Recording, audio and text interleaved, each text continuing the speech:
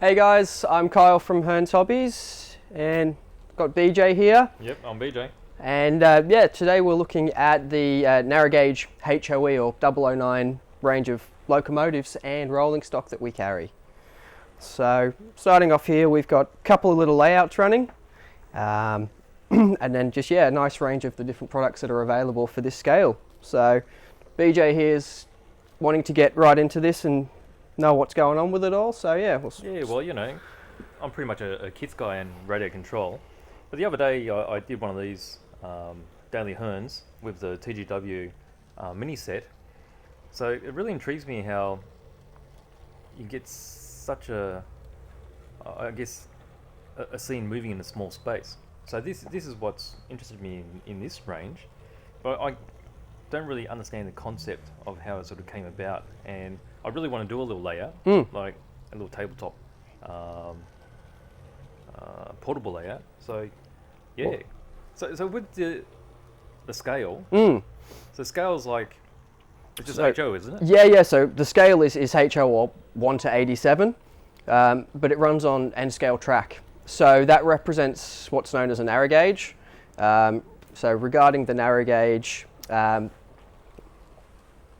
Regarding narrow gauge, that's you know, similar to if you've been on the Puffing Billy Railway. So you've got large trains on small track. So that's what this represents. And the great thing with that scale is you can fit a lot in a small space.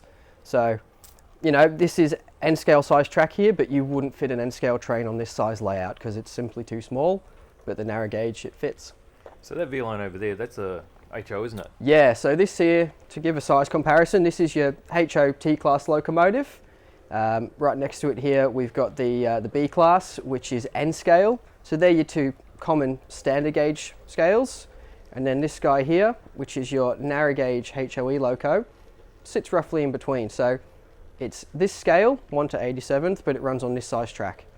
So a little bit confusing, but yeah, that's the general idea of the scale. I like the way everything's so much smaller. You know, so the people would be the same size as that. Yes. They can fit a lot more in a smaller area. That's it. So, you know, the great thing at modelling in HO scale is it's big enough that you can get a lot of detail and whatnot into the modelling. Yep.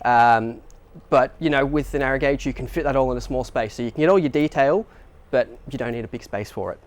So, for instance, you know, if you were modelling in HO scale with a loco like this, you'd need a board at least 1 metre wide just to get the loco around the curves. So, you know, and whereas this here, this is about 40 centimetres, a lot smaller. Yeah, there's no way you can do that, is it? No, not a chance. So this here, this is getting right to your, you know, your maximum tightness radius you can do. But as you can see, the loco cruises around it fine. So, and that's smaller than a piece of A4 paper, absolutely tiny. So I've already got a loco. Which one did I get? I think I got one of these. Yes. Did I get one of these? Yes. Yeah. So, yeah. So with the couplings, are there a special coupling for this? Yes. So HOE? yes. So this HOE has its own specific type of coupling, which is a hook and loop style coupling. So we'll use a wagon for reference.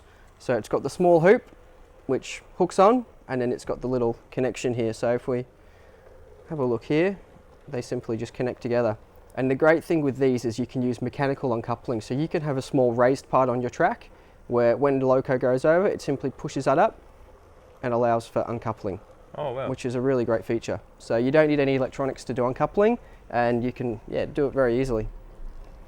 That's cool. Yeah. I like the way you can sort of go around these really tight curves, but I guess it also depends on the size of your rolling stock too, doesn't it? Well, that's it as well. So, you know, if you're running larger wagons and whatnot, you're not going to fit around a super tight curve such as this little guy that we've got here. Do you reckon one of these will work? I'd say so. Yeah, we'll give it a go. It's going to work. The only issue is I think the couplings may be a little bit too tight. But these don't have the couplings on them no. at the moment? No. Okay. So I guess how about, I want to hook something up to here yeah. and see how sort of long we can get something going. Yeah, let's do it. So we've got the all new range from Buckman narrow gauge, which is these wagons here. They've got a fantastic range.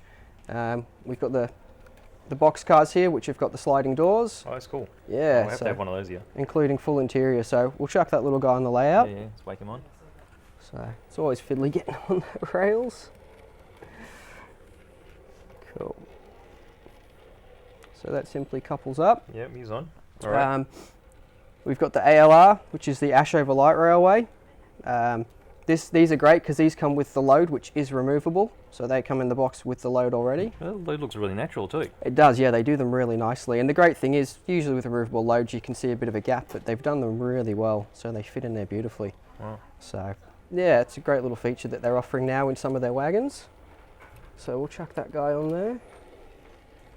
So these engines should have quite a bit of Yeah, torque on them, right? So they should be able to pull quite a bit. Absolutely. Oh, We could probably do a full loop's worth of well, wagons. let's see if we can whack them all on. And Yeah, let's do it.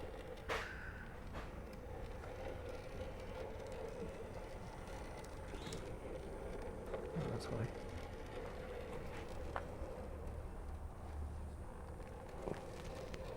Oh, it's not working, is it? it's a bit hard to see, isn't it? Yeah, it's because it's not seated properly. There we go. Yep.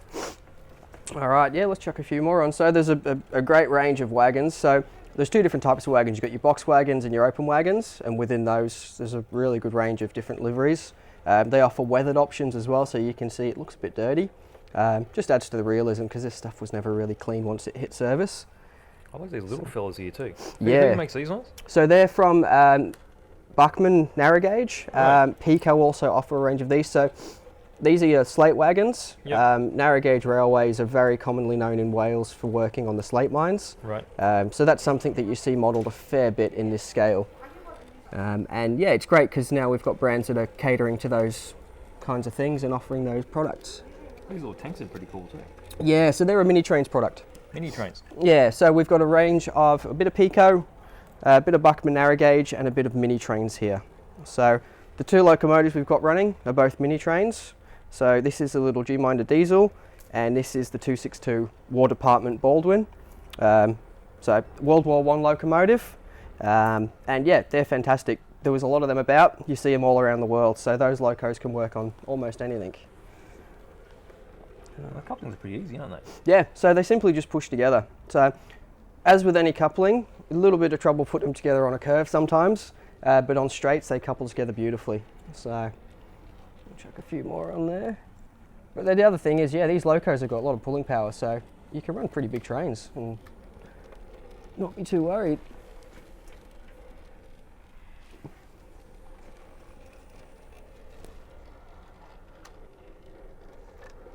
What do you reckon? Should we give it a go? Yeah, let's give it a go. Alright, I'm going to hit the go button.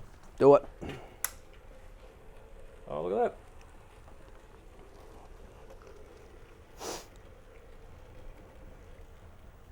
So one of the great features with the mini trains loco you see running here is they run slow really nicely, which some locos don't do so much. Yeah, it gives it a very realistic characteristic. Well, I guess you can sort of speed them up a bit too, right? Yeah, absolutely. Speed it up like So- this. Oh, off Oh. he goes. It's gone off by himself. Alright, let's try it this way. And as you see, yeah, And they run really, well, really smooth, slow too, aren't they? yeah, really smooth. So that's one of the things that mini trains do really well is really good quality mechanisms and good motors. I like the way that the valve gear is really smooth too. Yes, yeah, so fully modelled valve gear, which is always nice to see. I'll just bring it around here so you can see the valve gear a bit easier. Yeah, so if you look at the motions on the side of the loco here, you can just see it chugging along. Yeah, very realistically modelled, which is a great feature. Yeah, there's a lot of control. Yeah, so that's the other good thing as well. Fully variable speed, and with narrow gauge, generally the locos, they wouldn't go more than 20 mile an hour, so you want to model that. So that's pretty scale. That's pretty scale. That's Okay. good scale speeds. Yep. So, and that's what you want, you know, if you're building a railway and you want realism, you want those scale speeds, which these will achieve with ease. Or if you want to go really fast, they'll do that as well. So you've got options there. So yeah, nice little locos. They run beautifully, and there's a great range. So No, there's heaps now, isn't there? yeah, so we've got a lot of different locos. This is a US American style. Yep, This here is a typical European little diesel loco. yep. We've got a couple of others here as well. We've got another German locomotive. This was known as a trench train. Used to run to the trenches in World War I. Oh, yeah.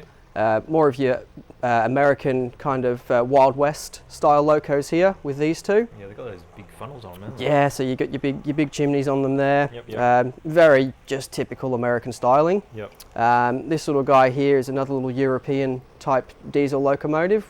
Would have seen industrial work.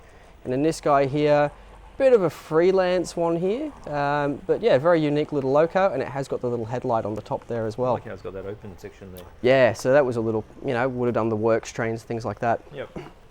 So, yeah, it's a fantastic scale to model in. There's a lot available. Yeah, it's good. So I like this idea too, because you just take the tops off it. Yeah, so this one here, so Switch it off. with these, they've simply just got a magnetic top, which is removable. So the whole idea being, so all you've got, your contacts, which send the power to the track, which just connect here. And yeah, so these removable tops, all you do, if you want to have a few different scenes, so say on this one you could build a summer scene, make it nice and pretty, little house and whatnot, and then you can buy another one of these, and you could do, say, a winter scene. So, you know, chuck this one on for a little while, run your summer scene. Once you're happy with that, take it off, grab your winter scene, chuck it on, and you've got a completely different layout.